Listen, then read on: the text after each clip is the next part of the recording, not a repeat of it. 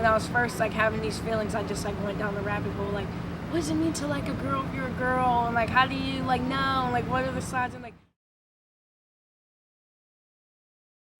My name is Chey Matthews. I'm a junior here at IUP. I grew up in Midland, Pennsylvania. It's located in Beaver County. It's a very, very small town north of Pittsburgh. Recently, I just realized that I am attracted to women. And at first, it was the most like fearful thing for me, because I grew up like, that wasn't a thing. Like I grew up like, gay is wrong, gay is a sin, and like you're going to hell if you do that. And I just like, the more I like talk to people and got exposed to people and things, the more I realized like, that's just not the way the world works. Everyone there in my town, pretty much, the town I grew up in, everyone pretty much has the same small town mindset. Everyone believes in the same thing, religion-wise. You run into people of the same religion, the same beliefs, the same sexual preference. Everyone's the same. Everyone grew up believing and acting the same way. So I didn't experience a whole lot of diversity growing up until I went to high school. And I went to a Lincoln Park Performing Arts charter school.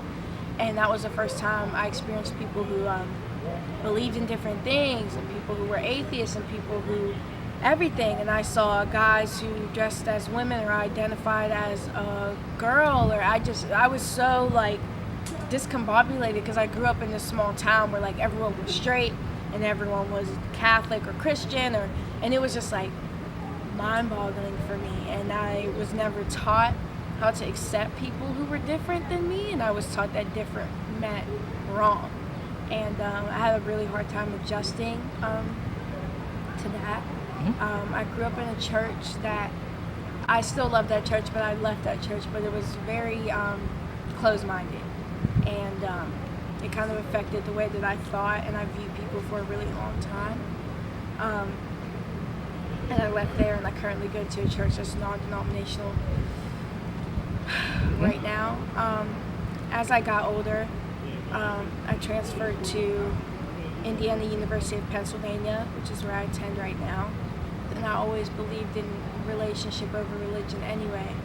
I don't know, I feel like I might get crucified for this, but I just feel like loving people is loving people, and if it's rooted in the right thing and wanting to love someone for who they are, I don't see why it's such a bad thing. So I'm still discovering who I am as a person. I feel like that's ever changing, and I just got to thank my friends like Aiden and Laura and Kennedy and everyone for just being so I don't know, just people I feel like I can talk to about this, because there's literally, and some of my friends back home, there's literally not a lot of people I would feel comfortable sharing this. And how would your university better support queer people of color on campus?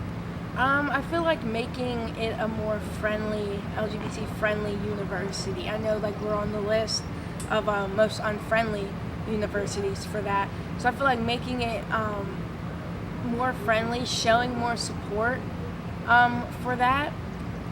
I feel like a lot of people, it's more like a closed off, exclusive thing. Like you only know about people who support it because like, oh, they're in the major or stuff like that. Like it's not like a broad thing. I feel like we should have events for it, and like it should be more broadcast. It shouldn't just be like a major exclusive thing. Like we should know that the president should support it. We should know that this is a friendly campus. Like we should have marches, and we should do things that like show people like this is a LGBT friendly campus. Like we care, we love, we support people of wherever you are on the spectrum, wherever you are in your walk of life. Like this is some place that you can come, you can share your story, you can say how you feel, and no one's gonna judge you for it. And I don't even know where I'd be right now if like I didn't have these friends that I made here. But there's a lot of people right now who probably feel like they could never they could never say these things. And what does Black and brown queer futurism look like to you? A lot of the people that I look up to African American or our colored people as far as like in the gay community, but I believe we have a bigger job to do as like getting out there and broadcasting ourselves, and like I just like hope that we can make more of a presence of ourselves, like especially in YouTube and like online and like in the community, to show that like we are people, like it's not just like white pride, like we're out there too and we are here to support you.